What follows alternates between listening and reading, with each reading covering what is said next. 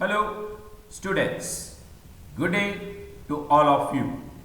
So today I am going to deal with the second topic on the thorax is about the intercostal spaces and also about the internal thoracic artery. So the learning objectives for today's session will be mainly a brief description of the general features of the thoracic wall. In the last class, we have mainly seen about the bony wall. So now we are going to discuss about the soft tissues which actually contribute for the formation of the thoracic wall. So in that mainly what happens is we are going to discuss about in between the ribs which are called as the intercostal spaces. So these spaces are filled with muscles which are actually present in different layers.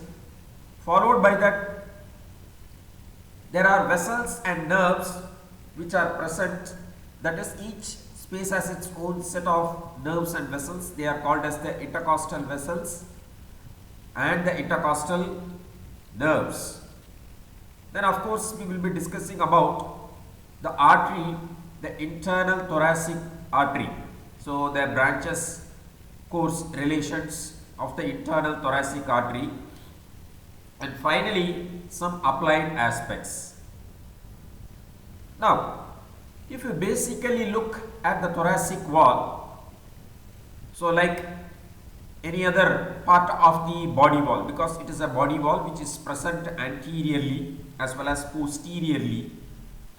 So here you are able to see a section mainly of the anterior thoracic wall. You are able to see, so right from the skin, then you have the superficial fascia followed by the deep fascia, then you have these ribs with the soft tissues or the muscles intervening between it, and then what happens is you have the one more layer of fascia which is actually called as the endothoracic fascia, which is deep to these muscles and the ribs, and then the parietal pleura. So all these actually contributes to the thoracic wall. So first, if you look at the skin of the thoracic wall, it is actually thin anteriorly and it is a hairy skin compared to the posterior wall at the back, which is somewhat thick. Okay, and definitely it is a hairy skin because it is a thin skin. When I mean it, thick skin means, thick means don't think about the thick skin, not hairy skin, which is present in the palm of the hand or the sole of the foot. Here it is comparatively thick than the anterior part of your thoracic wall. So that is what it means. So then you have the superficial fascia. Again the superficial fascia with variable amount of fat is somewhat disposed to a minimal extent anteriorly as compared to the posterior. Okay, so again it is more dense posteriorly. Then you have an ill-defined deep fascia. Okay, so because it should allow expansion of the breathing. You are able to understand. So don't confuse with the deep fascia which we have seen in the pectoral region, your pectoral fascia or the clavipectoral fascia. Okay, that is actually the pectoral region. The exact thoracic wall starts only deep to this. Okay, so that is why the other muscles, they are called as extrinsic muscles because they are not confined to the thorax. They are the muscles of the adjoining regions which actually take origin or insert into this thoracic wall. Okay, so here you are able to see the exact thoracic wall and the extrinsic muscles, especially you are able to see the pectoral region mainly which is anchored to the thoracic wall is your pectoralis major muscle. Then you are able to see the pectoralis minor which is present deep to it. Then serratus anterior muscle. You are able to see this actually, the serratus anterior muscle, which is also a muscle of the upper limb. Same way you are able to see the external oblique muscle, which is actually muscle of the anterior abdominal wall. Muscle of the anterior abdominal wall. And then some of the muscles of the neck, especially your sternocleidomastoid and some infrahyoid muscles like your sternothyroid, sternohyoid are also attached to the sternum mainly. Okay. Now, before going into the intercostal spaces, I just want to make a very brief comparison of your thoracic wall and the abdominal wall. Okay. Now, if you look whether it is the thoracic wall or the abdominal wall, they are the body wall. Okay. Only thing, there is slightly modified to suit its functions. Okay. Now, here you have the ribs, but there is no such bony ribs in the abdomen. One thing is because here the ribs are present to give protection mainly to your vital organs of respiration and the circulation. So, we have seen about the bony thoracic wall in the last class itself. Here no such ribs are present. Only thing, partial protection is given by the costal margins for the liver and the spleen. Okay. Now, here why no ribs are present? One thing is because the abdominal viscera, they expand. So, when you take your food is naturally, your stomach expands, your intestines show some movements and expansion. So, naturally this will prevent the expansion. So, that is why. Then second thing, here you might ask, why not a complete sheet or plate of bone in the ribs? That is because again your lungs expands and your heart moves. So, it should give some amount of protection. At the same time, the wall should be pliable. It should yield for some expansion. So, that is why it is in the form of bars of bones and filled with soft tissues in between. So, in the intercostal spaces, you are going to see the muscles in layers. The same type of layering you are also seeing, you will observe even in the abdomen. Only thing, here you call it as individual muscles. Here it is a single sheet again present in 3 layers. Here also you have 3 layers. Okay. So, with this short introduction, I will directly move on to the intercostal spaces. Now, what are intercostal spaces?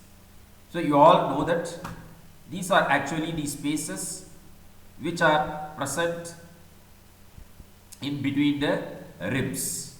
Okay. Each intercostal space actually is present between the sharp inferior border of the rib above and the blunt superior border of the rib below. Okay. Then, so rib above, rib below. Anteriorly, it is limited by the lateral border of the sternum, that is the intermediate spaces between the notches, costal notches. Posteriorly, if you look, the limit or the boundary of an intercostal space is the thoracic vertebra. Okay, it is the thoracic vertebra. Then, if you look at the intercostal spaces, anteriorly somewhat it is wide, posteriorly it is narrow. Posteriorly it is narrow, that is because again your ribs, they are not lying transversely, they are oblique. You are able to understand, they are actually oblique and they slope downwards, forwards, and there is an angulation of the ribs. Then the ribs, you know, directly they don't articulate with the sternum, they articulate with the costal cartilage. So, between two costal cartilage, the anterior most part of your intercostal space is between the two costal cartilage. That is why it is called as the interchondral part. Whereas the posterior part is actually between the two bony part of the rib. So, that is why it is actually called as the interosseous part. Okay. Now, how many pairs of intercostal spaces are there? So, naturally you have 11 spaces on each side. Okay, on each side you have 11 spaces. Okay, first to 11. Then what is actually called as the typical intercostal space, which is only between the third to the sixth intercostal space. You leave the first space, you leave the second space. Only third, fourth, fifth and sixth are actually called as the typical intercostal space. Now, why actually it is called as the typical intercostal space is because I already mentioned you that each space has its own set of nerves and vessels. Now, especially with respect to the nerves of these four spaces alone supply only the thoracic wall, intercostal muscles and other branches which is actually pertaining to the thorax. The first two intercostal nerves take part are not confined to the thorax. The first one actually is concerned with the formation of the brachial plexus. The second nerve actually also supplies the medial side of your arm, intercostobrachial nerve. So that is why the first two are excluded. Whereas the lower 5 nerves, 7, 8, 9, 10 and 11 spaces from these nerves, they supply your anterior abdominal wall. Okay, they supply your anterior abdominal wall. So your muscles of the anterior abdominal, external oblique, internal oblique, rectus abdominis is all supplied from the lower 5 intercostal nerves. So that is why, excluding the first, second and the lower 5, only the middle third to sixth intercostal spaces are called as typical intercostal spaces for the reasons which I have mentioned now. Okay, so as I told you, the margins, sharp lower border of the upper rib and the blunt upper border of the lower rib forms the superior and inferior boundaries. Then the lateral border of the sternum in between the costal notches which receives the cartilage. So the space between these notches form the boundaries, the anterior end of the intercostal spaces and behind by the thoracic vertebra. So here you are able to see the intercostal spaces. Anteriorly, as I told you, it is between the interchondral, between the costal cartilage, anterior most end, whereas posteriorly it is between the bone or the ribs alone, not costal cartilage, so it is called as interosseous. And not only that, the anterior most part will be replaced by a membrane. It is membranous, anterior intercostal membrane. So I will come to it later while dealing with these muscles. Okay. So the each space you are able to see the muscles are actually present in layers, 3 layers of muscles you come across, and of course they have their own set of vessels and the nerves. So this is an enlarged view of a typical intercostal space. Between the two ribs you are able to see the muscles. Here the part of the muscle and the rib has been removed to show the vessels. Your nerve, you have the artery, then you have the vein. Okay, anteriorly the uppermost this anteriormost layer is replaced by a membrane, as I told you. Same way posteriorly also there is a membrane which we will be speaking or I will be describing in the forthcoming slides.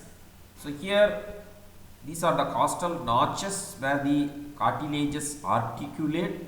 In between these, this part of the sternum in between the costal notches forms the anterior most boundary for the intercostal space. So which you are able to see here, the intercostal space, anterior most boundary. So now first, these spaces between the ribs are actually filled by the intercostal muscles. Okay, they are arranged in the form of 3 layers or 3 sheets from superficial to deep. You can call it, or from outside to inwards. They are external intercostal, internal intercostal, then you call it as the transversus thoracis. The transversus thoracis is again divided or subdivided into Intercostalis intimi, Subcostalis and Sternocostalis. Okay. See, the external intercostal forms a continuous sheet which fills the space. Deep to it you have the internal intercostal, again it forms a continuous sheet which fills the space and it is present deep to the external intercostal. Whereas the transversus thoracis, as I told you, it is not present in 3 layers. All these are present at the same level, but they are distributed in to the anterior part of the space, then the middle part of the space, and then the posterior part of the space. Okay. Subcostalis is not a continuous sheet, just seen along the posterior part of the space. Intimi is seen along the middle part of the space. Sternocostalis is seen behind the sternum and the anterior part of the space. So instead of a single sheet, it is a single muscle which is actually present or concentrated at 3 regions, in the anterior, middle and posterior part of the space. Okay. So that is why you look, ultimately there is first layer, second layer, and all these are actually present at the third or the deep layer. The main action of these muscles, definitely they are going to assist in the respiration, respiratory muscles. So they prevent retraction of the rib during inspiration. So when the ribs are actually expanding during inspiration, what happens? It should not be pulled inwards, and these spaces should not puffed or bulged out or blown out. Okay, and that is why the main function during expiration. Okay, when the ribs come back to normal position, what happens is these should not invaginate outside. These spaces should not actually bulge out, the intercostal spaces. That is the main action, and they are also responsible for the elevation and depression of the ribs. So external intercostal elevates the rib, especially during the inspiration, and internal intercostal depresses the ribs during expiration. This is the main or principal action of the intercostal muscles. So that is how they are actually arranged in 3 layers: external intercostal, internal intercostal, and then the intercostalis intimi. This you are able to see because we have taken in the middle part of the intercostal space. Okay, the intercostalis intimi muscle, which you are able to see. The first muscle which we are going to deal today is the external intercostal muscle. It arises from the lower border, lower sharp border of the rib above, and it is going to get inserted into the outer lip of the superior border of the rib above.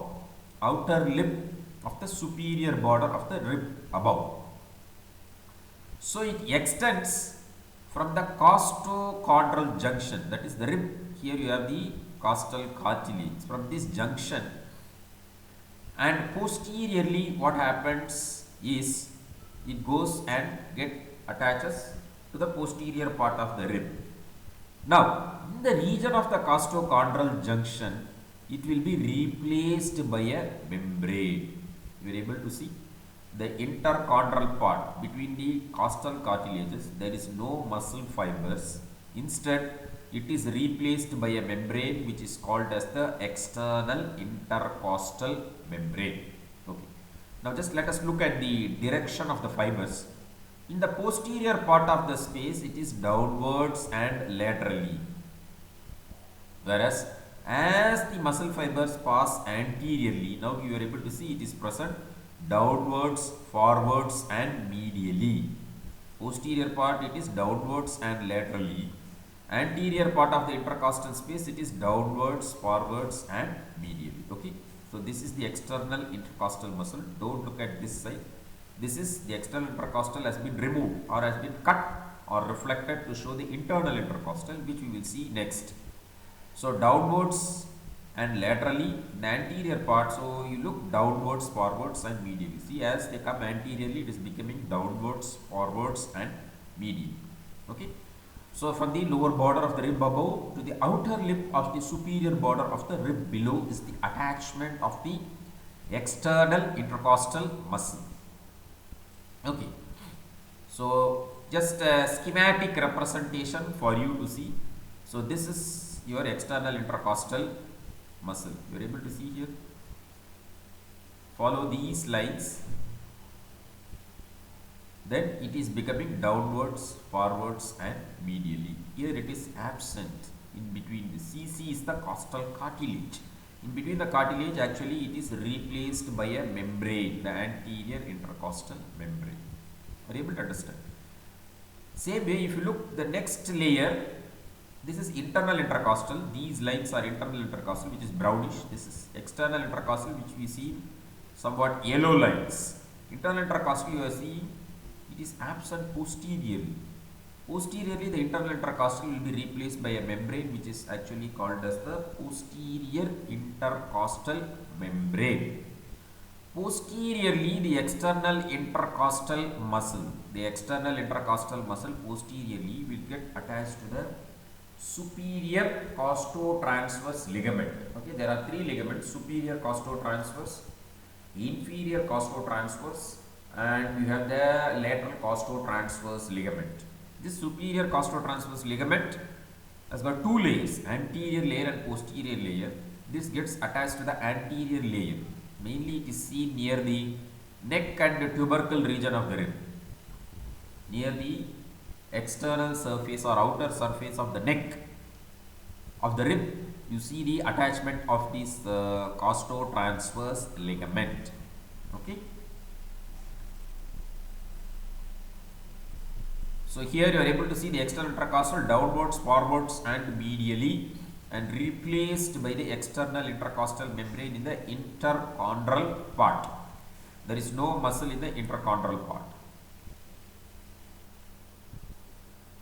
Next muscle which we are going to actually discuss is the internal intercostal muscle. So now the external intercostal muscle has been cut. So you are able to see that reflected line, all the spaces, the external intercostal muscle has been reflected, so that you are able to see the internal intercostal muscle. So from where does it arises? From the floor of the costal groove of the upper rib, the rib above, from the floor of the costal groove. Costal groove, again we have seen in the last class, osteology, I have discussed about the parts of the rib. From the floor of the costal groove, it goes to the intermediate area of the superior border of the rib below. On the upper border, it has got an outer lip, intermediate area and inner lip. So into the intermediate area, it is getting inserted, the internal intercostal muscle. So extend from the lateral border of the sternum, but posteriorly it extends only to the angle of the rib.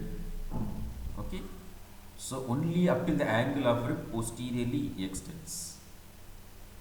Beyond that, it is actually replaced by a membrane, that is the posterior intercostal membrane. Posterior intercostal membrane. Now look at the fibers. See the fibers, I told you downwards, forwards and medially for the external intercostal. Internal intercostal, they are actually running upwards and medially. So which is exactly at perpendicular or right angles to the fibers of the external intercostal. So the direction of fibers of the internal intercostal are actually perpendicular or at right angles to the fibers of the external intercostal muscles. That you should remember. And I told you posteriorly it is deficient and replaced by the posterior intercostal membrane. So right angles, you are able to see it. This is external intercostal. This is the direction of fibers of the internal intercostal muscle. This The last slide itself I have discussed to you. So how the direction of fibers. These are all the external intercostal. These yellow color lines. These brown color ones are the internal intercostal. Posteriorly, the internal intercostal is replaced by the internal intercostal membrane. So that is the posterior intercostal membrane for you. And then you see the internal intercostal continuing.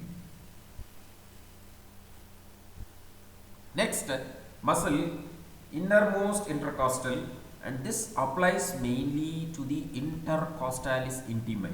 Remember, I told you the transversus thoracis is actually divided into 3 muscles concentrated at 3 places of each space. One is the Sternocostalis, the middle one is the Intercostalis intimae, and the posterior one is actually called as the Subcostalis muscle. So origin from the upper margin of the costal groove of the rib above, and it goes inserts into the inner lip of the superior border of the rib below. Okay, so this you are able to see. You are able to see the internal aspect of the thoracic wall. Okay, outside, external aspect. Now we have removed the thoracic wall and we are actually viewing from the inside of it. So you are able to see this is the intercostalis intimae, which is mainly seen on the middle part of the intercostal space. Anterior part, you have one more muscle which is actually called as the sternocostalis part. So there is a sternocostalis part. Okay, so as I told you, in the middle 2/4 of the intercostal space it is seen, and mostly it is in the lower spaces. Upper 2 spaces it is almost absent. So poorly developed or absent in the upper spaces, as I told you. Direction of fibers, it is same. See, the fibers are actually same as that of the internal intercostal. Same as the internal intercostal. They are actually right angles to the external intercostal. So that means in the anterior part of the space, they are running upwards, forwards and medially.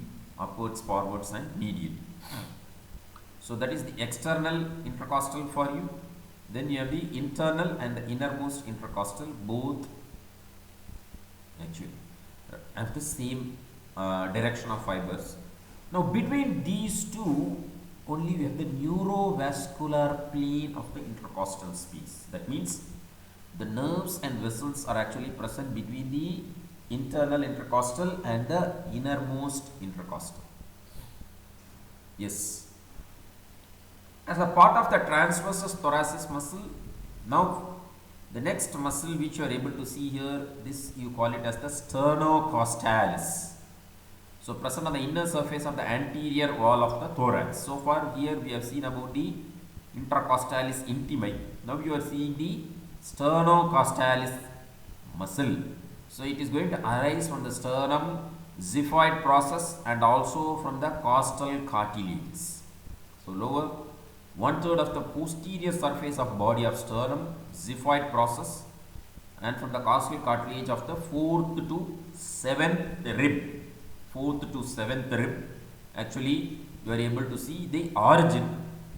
The upper fibers run somewhat obliquely, whereas the lower fibers are almost horizontal or transverse in nature and getting inserted to the 2nd to 6th rib cartilages. 2nd to 6th rib cartilages, it is getting inserted your sternocostalis. Some books they simply mention this muscle as transversus thoracis.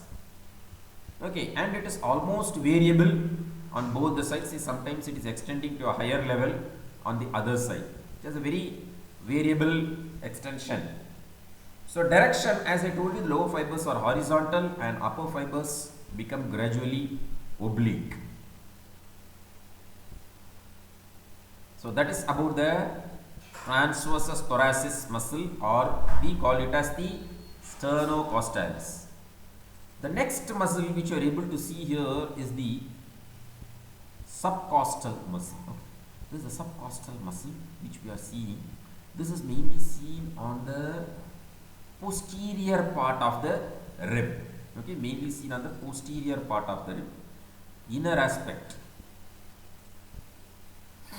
So from the inner surface of the above rib near the angle, so near the angle of the rib, and it goes to the one rib below, or it might extend to the one more rib, second or the rib below that, third rib below that. So it might extend even to two spaces and mainly confined only to the posterior part of the space. It is not again continuously, just concentrated near to the posterior part of the space, and direction of fibers are same as that of the innermost intercostal. Okay. So to have a better idea, you are able to see here to the innermost part of the space, you will be seeing this subcostal muscles near to the angle of the rib. So it might extend to one, or it might also extend to one more rib above. That is about the subcostalis muscle.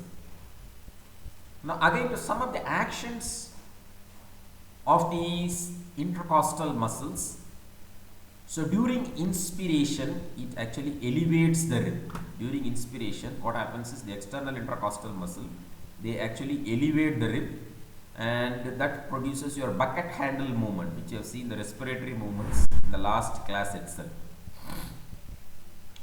So as the ribs are elevated, even the sternum from its original position moves forward, pump handle movement. Internal intercostal muscles, they actually depress the rib during expiration, they move the rib inferiorly. So due to this, what happens is they elevate the rib as well as they depress the rib. So even the innermost intercostal assists in expiration in depressing the ribs. Okay. Now apart from that, they also prevent the blowing out of the ribs or the intercostal spaces during expiration. So now from the muscles we are moving on to the vessels, intercostal vessels. Mainly you come across intercostal arteries, you are able to see the vessels in the spaces, and then you have their corresponding veins. So each space will have two anterior intercostal, one and two anterior, two anterior intercostal arteries. So each space has got two anterior intercostal arteries and one posterior intercostal artery. So posterior intercostal arteries will be one. So there are three arteries, same way veins also corresponding, two anterior intercostal veins and one posterior intercostal vein. Then of course you have intercostal nerves, 11 in number. So we will discuss about the arteries, veins and the nerves one by one. So here you are able to see two arteries for each space and one posterior intercostal artery. Don't get confused with this one, don't ask, sir, it is two, because this is actually collateral branch of the posterior one only. Okay. Then you have one nerve for the space. Veins correspond with arteries, two veins anteriorly and one vein posteriorly. So first we will discuss about the posterior intercostal arteries, 11 arteries for each space. You are able to see 11 arteries or 11 pairs of arteries totally. So one posterior intercostal artery for each space. The first posterior intercostal artery,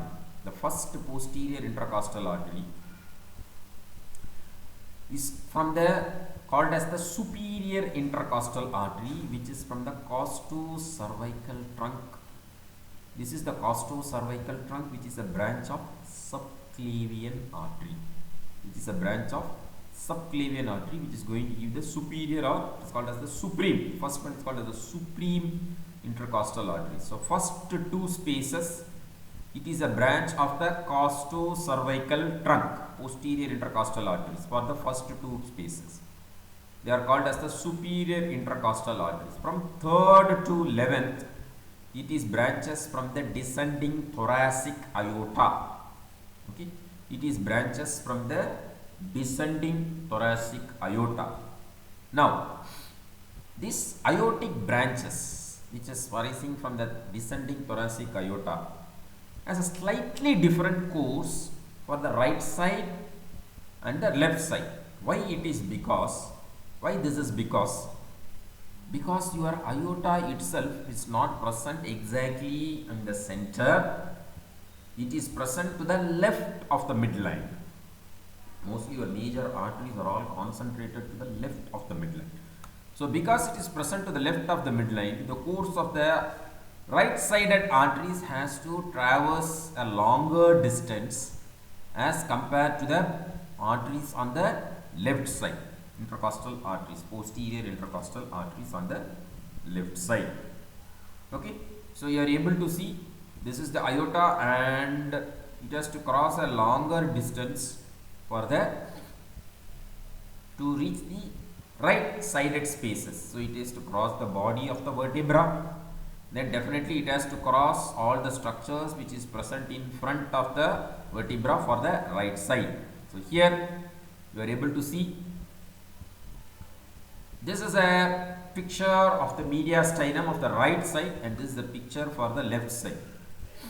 So of course right posterior intercostal arteries will pass anterior to the vertebra, then naturally bodies of the vertebra, then anterior ligaments, anterior longitudinal ligament and all those things, but behind your esophagus, thoracic duct and this one the azygos vein. So it passes in front of the vertebral column but behind the esophagus, right side I told you esophagus, then thoracic duct is not shown here but the azygos vein and the sympathetic trunk, it is passing behind the sympathetic trunk.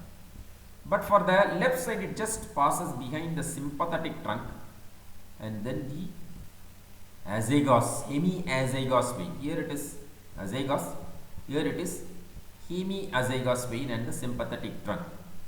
So it passes behind that. Okay. Now in the space the arteries will be accompanied by the vein and the nerve. So how actually it is oriented? In the costal groove, it is actually resting on the costal groove. You know that costal groove is present on the inner aspect of the lower border of the rib. It is arranged from above downwards as van structures, V-A-N, vein above, artery in between and nerve below. So that is how it is arranged. So you are able to see the blue color line, vein above, artery in the center and then intercostal nerve below. So that is how they are arranged, van relationship. Now the course beyond that, once it enters the intercostal space, it is the same for both the right side and the left side. So first it is present between the posterior intercostal membrane and the pleura, parietal pleura. Then it enters the intercostal space between the two layers of muscles, intercostalis intimae and the internal intercostal. Between the second and third layer of muscles you are able to see, and as I mentioned, that is the neurovascular bundle. So between the internal and the innermost intercostal you can see the artery. Excuse me. Then as it passes, it gives a collateral branch. You are able to see it gives a collateral branch. Here you are able to see the collateral branch.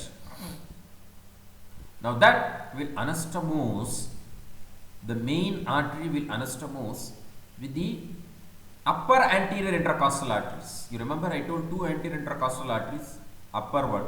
The collateral branch will anastomose with the lower anterior intercostal arteries. So each space has two anterior intercostal arteries. Upper anterior will anastomose with the main branch of the posterior intercostal. The lower anterior will anastomose with the collateral branch of the posterior intercostal artery of that space. Okay.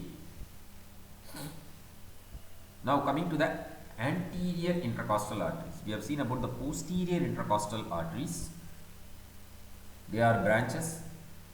Except the first two spaces, all are branches from the descending thoracic aorta. The first two spaces, they are branches of superior intercostal artery. They are called as superior intercostal from the costocervical trunk. Now, the upper six, it is branches from the internal thoracic artery. So, this is the internal thoracic artery for the upper six spaces. Okay. The internal thoracic artery is again a branch from the first part of subclavian artery. The lower five spaces, it arises from the musculophrenic artery. That is, your intercostal arteries after the first six spaces will divide into two terminal branches. One is the musculophrenic artery, the other one is the superior epigastric artery. But for the lower spaces, the anterior intercostal arteries are branches from the musculophrenic artery. Okay. So, each space, it gives two branches and the anastomose. This one, upper artery, will anastomose with the posterior intercostal main trunk of the artery. Lower will anastomose with the collateral branch of the posterior intercostal arteries. Okay. Now, the last two spaces, they lack the anterior intercostal artery. So, it is up to the first six and then 7, 8 and 9. The last two, there is no anterior intercostal arteries because the ribs itself, they don't reach the anterior part. They are floating ribs. So, naturally, the anterior intercostal arteries are deficient. So, first six, they are directly from the internal thoracic artery. 7, 8 and 9, it is from the musculophrenic artery. Here, you are able to see the internal thoracic artery. Okay, internal thoracic artery, which is giving two anterior intercostal. This one anastomose with the main trunk of the artery. The next one will anastomose with the collateral branch. These are the other branches which we will be discussing at the final part of our class about the internal thoracic artery. Now, coming to the veins. The venous drainage of the intercostal spaces is again by the posterior and anterior intercostal veins. Anterior intercostal veins, again, they drain into the internal thoracic vein. Okay, so they are draining into the internal thoracic veins. Two anterior intercostal veins for the upper six spaces. Then the lower three spaces to the musculophrenic vein, one of the terminal branch, musculophrenic vein, they will drain. Okay. Posterior intercostal. Now, anterior intercostal, they drain to the corresponding veins. Very simple as that. Now, posterior intercostal vein, it is only one vein for each space. It is only one vein for each space. The first intercostal space, it will drain directly into the brachiocephalic vein on the right side. It is draining into the brachiocephalic vein. Second, third and fourth will form superior intercostal vein. Second, third and fourth will form superior intercostal vein. This is the superior intercostal vein, which will drain into azygos vein on the right side.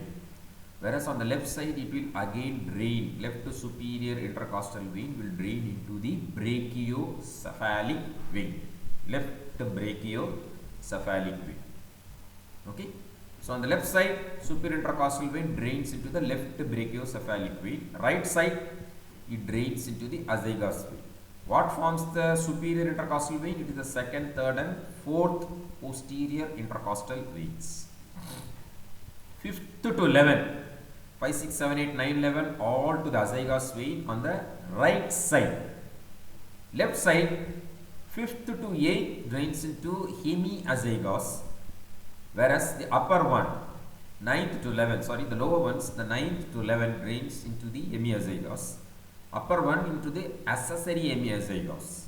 Some books don't call it as accessory, instead they call upper hemiazygos and the lower hemiazygos. Okay, the 12th vein is actually called as the subcostal vein. So schematic representation: superior intercostal vein, first vein drains into the first space into the brachiocephalic, right side, left side. Second, third and fourth forms superior intercostal vein draining into the azygos vein, right side. We will see the right side only again. 5, 6, 7, 8, 9, 10, 11 all draining into the azygos vein. 12th one, subcostal vein, actually joins the ascending lumbar formation of the azygos vein. For the left side, first one draining into the left brachiocephalic vein. Second, third and fourth forming superior intercostal vein draining into the brachiocephalic again. 5, 6, 7, 8 forms accessory hemiazygos vein. They drain into accessory hemiazygos vein. This accessory hemiazygos vein in turn drains into azygos only. 9th, 10th, 11th forms the hemiazygos vein draining into the hemiazygos vein. They again drain into the azygos vein. So ultimately it is hemiazygos vein finally. So that is the venous drainage of the intercostal spaces, posterior intercostal veins. Now we will discuss about the internal thoracic artery. So looking at the internal thoracic artery, it is actually a branch from the first part of subclavian artery. It is also called as internal mammary artery. Okay, passes behind the medial part of the clavicle and the first rib. Okay, as I told you, arises in the neck from the first part of subclavian artery. So it is related to the pleuroid, the upper spaces, because the transversus thoracis muscle, the Sternocostalis, is absent. The lower spaces, it is present between the transversus thoracis and the endothoracic fascia. It is somewhat 3.5 centimeters to the lateral border of the sternum. Then from the sixth space, it divides into two terminal branches. One is the superior epigastric, the medial terminal branch, and the lateral one is the musculophrenic artery. This we have already seen, musculophrenic, which is going to give the intercostal arteries for the 7th, 8th and 9th intercostal space. Internal thoracic artery we are discussing. Okay, it will be crossed by the phrenic nerve from lateral to medial side. As it enters the thorax, it will be crossed by the phrenic nerve from the lateral to the medial side. Okay.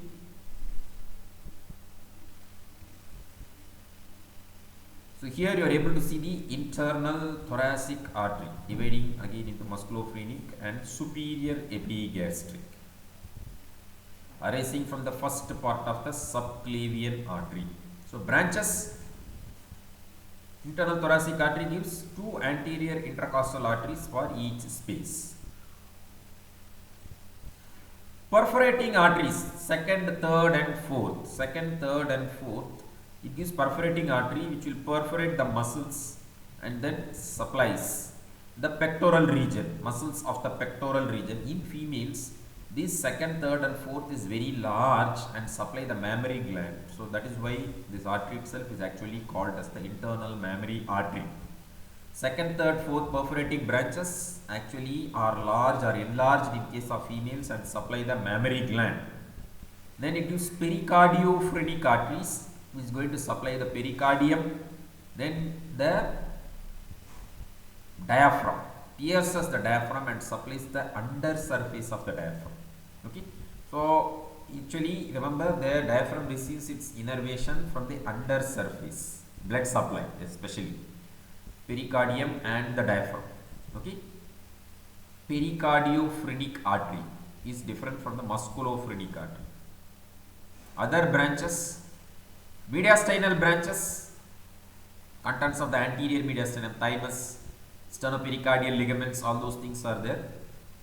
Superior epigastric artery will pierce the rectus sheath, enters the abdomen, supplies or anastomosis with the inferior epigastric artery. It will anastomose with the inferior epigastric artery in the rectus sheath. Okay. Then musculophrenic artery, which actually pierces the diaphragm and then supplies. Musculophrenic artery. Not only that, it gives the anterior intercostal arteries for the lower three spaces. Lower three spaces, 9, 10 and 11.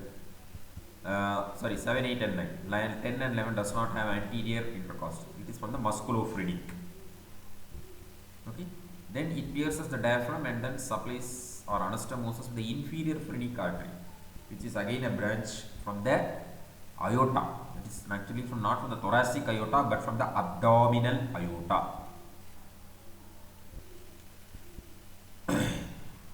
So accompanied by internal thoracic vein, that is the internal thoracic vein, and drains directly into the brachiocephalic vein. Okay, drains into the brachiocephalic vein. So final part, we are coming to the intercostal nerves. We are going to discuss about the intercostal nerves.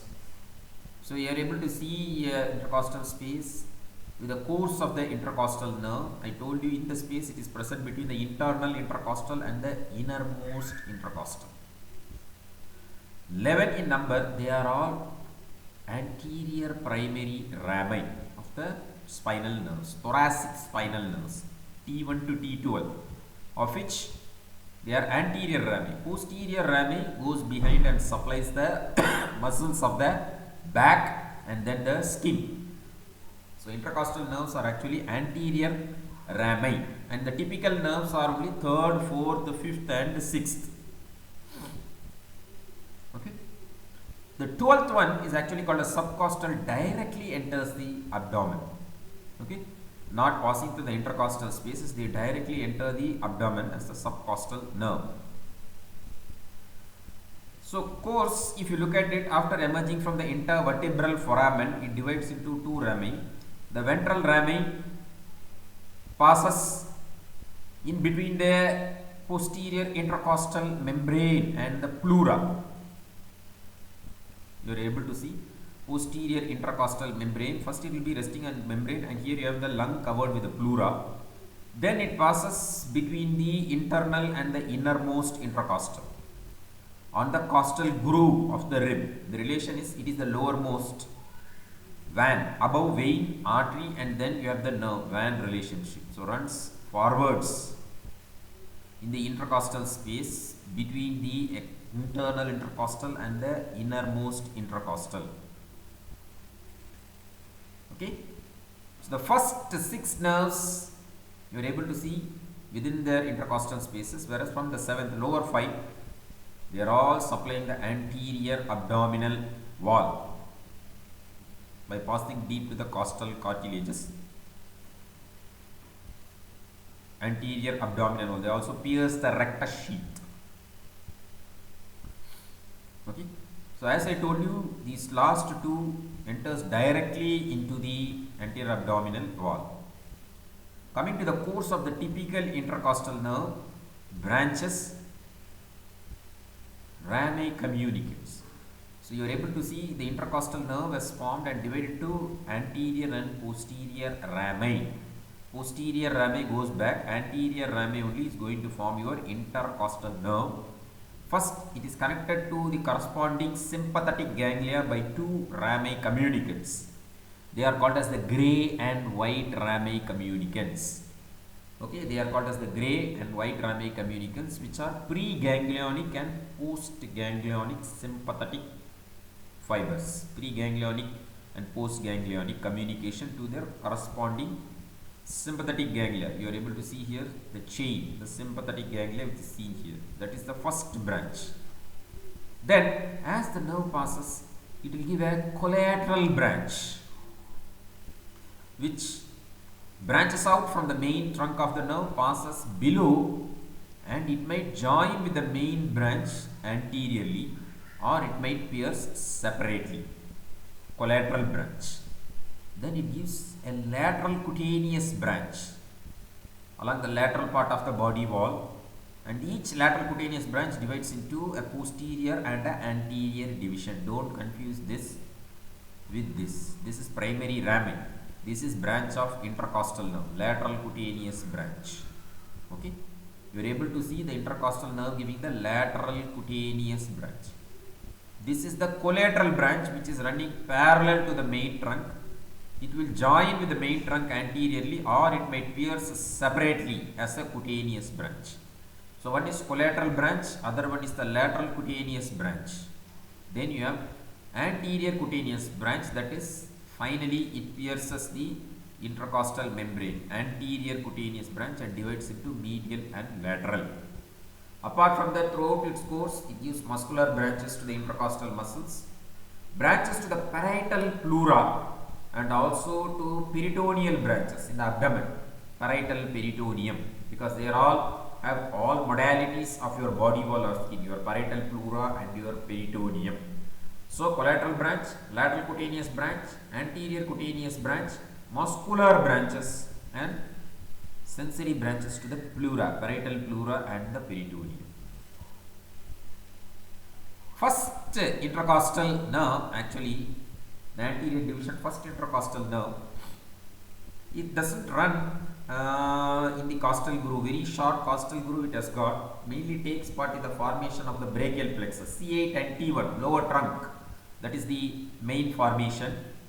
The remainder is actually small, as I told you, and does not have an anterior cutaneous branch. Second intercostal nerve is joined by the medial cutaneous nerve of the arm, and it forms the intercostobrachial nerve, which is equivalent to your lateral cutaneous branch of the other typical intercostal nerves.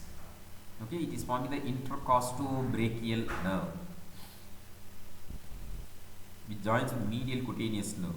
So it bridges over the floor of the axilla.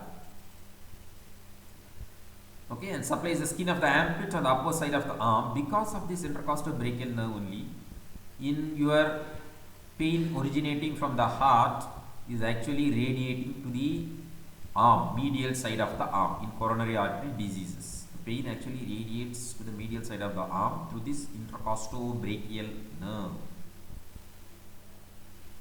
So finally, coming to the applied anatomy, you are able to see here the intercostal spaces are used mainly to access into your thoracic cavity, surgical procedures, mainly for pleural tapping. So to aspiration of pleura or to drain out excess pleura. Okay. Then for auscultating your heart and lung, breathing sounds and heart sounds. For pleural tapping, as I told you, this pleural tapping I will be speaking again elaborately in the pleura class. Just to mention here how the pleural tapping is done. So through the intercostal spaces and then the parietal pleura, what happens is the tube is inserted and to drain the excessive pleura in case of pleural effusion. Then intercostal neuralgia, sharp burning pain along the distribution of the intercostal nerve is called as intercostal neuralgia. Fracture of rib might cause this pain, or in case of herpes zoster viral infections which affects the sympathetic ganglion, you have intercostal neuralgia. You see vesicular eruptions along the dermatomes of these intercostal nerves. Okay. Then intercostal nerve block.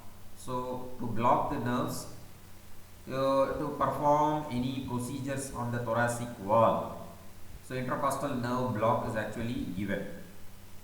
So you displace it by the finger and then you insert the needle, which is for the intercostal nerve block.